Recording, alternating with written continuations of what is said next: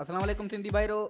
Sindhi info channel में एक दफ़ो ॿीहर ख़ुशि आमदीद। असां जो कि इन वीडियो में ॾिसंदासीं त सिंध जा 10 वॾा शहर कहिड़ा आहिनि। जेकॾहिं तव्हां अञा ताईं असांजो चैनल सब्सक्राइब न कयो आहे त इनखे सब्सक्राइब कयो जीअं असांजी हर वीडियो तव्हांखे सभ खां पहिरियों मिले। अचो वीडियो शुरू कयूं था। नंबर 10 ते जेको सिंध जो वॾे में वॾो शहर आहे उहो आहे टंडो आदम। हिन शहर खां 18 किलोमीटर परे शाह अब्दुल लतीफ़ भिटाई जी मज़ार बि आहे। नंबर 9 ते दादू शहर आहे। सिंध जो वॾे में वॾो शहर गोरख हिल स्टेशन बि हिन ज़िले में आहे।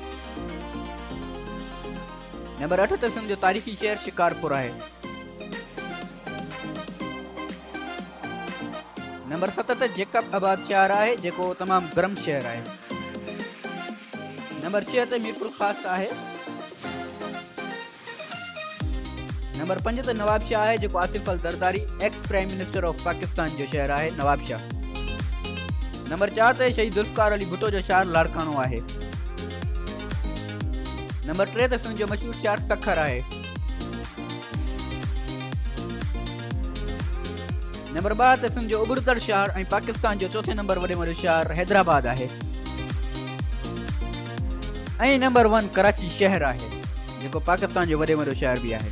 जेकॾहिं वीडियो पसंदि आई आहे त सिंधी भाइरो चैनल खे सब्सक्राइब ज़रूरु कजो। सिंधी इन्फो चैनल इन वीडियो जे हेठां तव्हांखे सब्सक्राइब जो बटन नज़र अचे थो, इनखे ज़रूरु क्लिक कयो जीअं असांजी हर वीडियो तव्हांखे सभ खां पहिरियों मिले।